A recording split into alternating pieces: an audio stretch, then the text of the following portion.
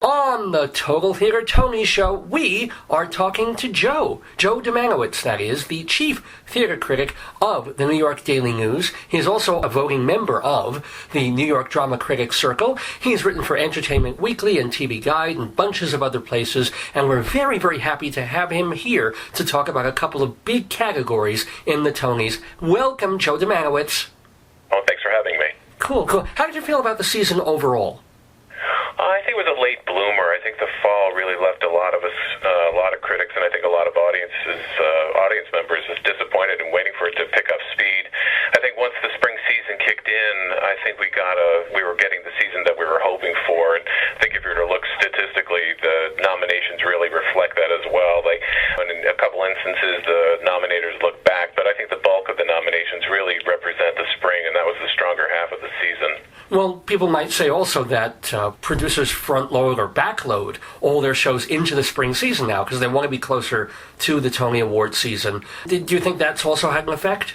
I think you're exactly right. People have the short memory, so that it helps to have your show on stage or recently vacated. September was ages ago in the minds of Tony voters, or at least some Tony voters. So you want to have that fresh, still on stage or just recently left and top of mind. I think it'll be funny because our world moves so fast now with Twitter and all this technology that there'll be a point where a producer won't even want to open a show in February. They'll say, no, we're going to wait until April only, and there'll just be 50 shows opening 1 month before the Tony deadline. You speak of what is already upon us. I think, what was it, 18 shows or something like that in April, which, it's actually kind of exciting to get to see all that back to back to back to back. I don't know, it feels like some of it automatically gets squeezed out, and there's sort of a musical fatigue, play fatigue that just crops up. Hopefully, we're not fatigued with the two categories that we'll be talking about with Joe Dziemianowicz, because they're pretty exciting. First of all, let's talk about original score. That means music and or lyrics written for the theater. And the nominees are A Christmas Story, the musical, which is by Benj Pasek and Justin Paul; Hands on a Hard Body, the Trey Anastasio and Amanda Green musical; Kinky Boots, with a score by Cyndi Lauper; and Matilda, the musical, with a score by Tim Minchin. Joe, your thoughts about this horse race? This is one of those categories, like the other category we're going to be talking about. There's 4 contenders in this case, and it's really a 2-show race. Christmas Story, the musical, and Hands on a Hard Body got their win by being nominated. This is going to come down to a race between Kinky Boots, sort of the hometown Cyndi Lauper musical, and Matilda, the musical, which is from across the pond. The person that I hope will win will be the person who wins, and that's going to be Cyndi Lauper. She created a Broadway debut as a composer with a really terrific score that roamed from pop to English pub to rock, and wrote a collection of songs that did more than just, were pretty to listen to. They actually helped us nudge the story along, and as a first-time Broadway composer, that's actually a pretty amazing task. Matilda, on the other hand, the songs I think were sort of a mixed bag. I know in my review I referred to them as a collection of doodles and jingles, and part of the problem I think with Matilda is actually it's just much of it is very difficult to understand.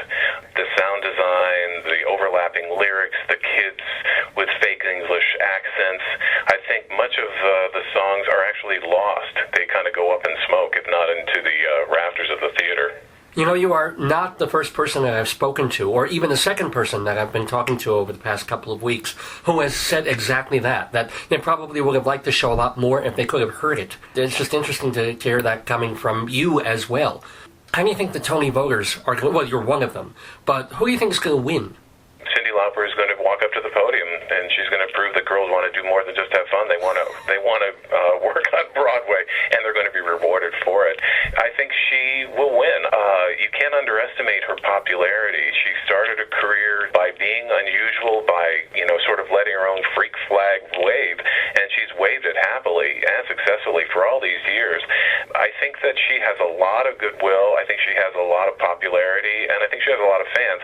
I think that the Tony voters will recognize that, and all the Tony voters will have seen both shows. I think this is one of the races that actually is not that hard to call. I think it's Cyndi's race. Many of the categories are wide open, but this I believe, despite the momentum that Matilda has behind it, I think it's going to be hers on June 9th. might as well ask. You're talking about original score here, but do you think that Kinky Boots will take it over Matilda for Best Musical? That's one of the races that's going to be hard to call. I mean, there was a moment when you could be talking about the Tonys when it was a clear Matilda. You know, I actually ran into friends the other day on Friday who saw Matilda and kind of screwed up their faces and gave me the sourpuss look like, what's all the fuss about? I think there's a lot of buzz, but I think that the word of mouth is not as strong. Both shows come with pros and cons. Now, Kinky Boots, I think, the first act, I think, is really terrific. I think it gets too heavy-handed in the second act. Matilda, meanwhile, you know, it's a story that is family-friendly, I suppose, in a way, and I kind of love the message that you can rewrite your story. You know, you can't choose your parents, but you can choose your happiness, which sounds like a Marianne Williamson Course in Miracles as opposed to a telekinetic kid.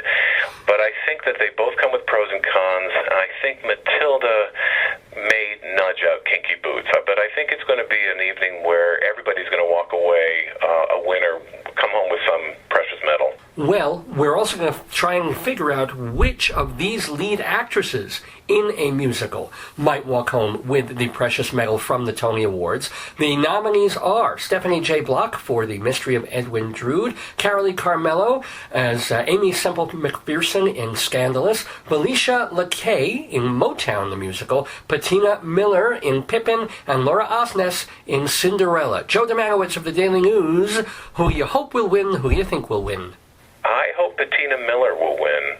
Who do I think will win? I think Patina Miller is going to win as well. And I'll tell you why. Again, I think this is a two-performer race coming down between Patina Miller of Pippin and Laura Osnes of Cinderella. Not to discount the other three women, I think Stephanie Block just keeps getting stronger and stronger, and I think she probably had the best exit of the season when she huffs out in Drood. It's just hilarious. I still laugh about it every time I think about it. Carolee Carmello, again, this is one of those, the nomination is her award. Scandalous came and went and couldn't go fast enough. I mean, and I think of all those nominees, she had more to do. I mean, it was just one belting song, one after another, after another, after another. And Felicia LaKay actually has a lot of charisma doing a Diana Ross imitation, very much an imitation. But I think it's going to come down to Patina and Laura. And here's why I think Patina Miller deserves to win. I looked back at my reviews, and when I described Laura Osnes, I just said she's, you know, just so appealing. And that's what she is. It feels like she's so good in the part, it doesn't feel like she's actually delivering a real hard-fought performance. You know, it's a very easygoing that fits her like a glove. Patina Miller, on the other hand, really helps make Pippin something really special. We'll talk about this in a minute. You're asking about my favorite shows. Pippin is super high on the list. It's a show that made me smile from beginning to end. And Patina Miller is the first thing you see in Pippin, and she is pretty amazing, I think. She's incredibly strident in the role, but that's a perfect foil to the Pippin, who's kind of the soft, chewy center. Between the two of them, they create exactly the right magic and exactly the right contrast. Patina Miller sings great. She dances, and it's a real tour de force, I think, for her. I liked her a lot in Sister Act, but I thought this showed something about her that I hadn't seen before, and it's a really pretty amazing performance. Well, I think there is this huge groundswell for Pippin as Best Revival. I think that will sweep along a lot of things with it, including Patina Miller. So you mentioned, though, that Pippin would be high on your list of your favorite shows on or off Broadway of the whole season long. What might be one or two others? That's clearly the one that's on Broadway. The other two are off Broadway. Here Lies Love at the Public, which is a fantastic imagining of the story of Imelda Marcos by David Byrne. The amazing thing about that show, beyond the fact that it puts you inside a disco as you're watching it play out, is how you're managing to hear a really downbeat story in a very upbeat way. That's the beauty of that show. It's only after you think what kind of a sour story you're hearing, you never think about that as you're watching. It's very clever. And I think Natasha, Pierre, and the Great Comet of 1812 is another show that drops you into the middle of the action that actually pushes the envelope on how a musical is made, how a musical is told. You know, I could do without pierogies, but what really counts here is the music and the performance. And both those shows are both really, really terrific shows. Well, I hope you get tons of more wonderful musicals in the season ahead, and pierogies, if and when you want them. Joe Dziemianowicz of the Daily News, I want to thank you so much for being so great to talk to about the Tonys in the neighborhood. Thanks again, man.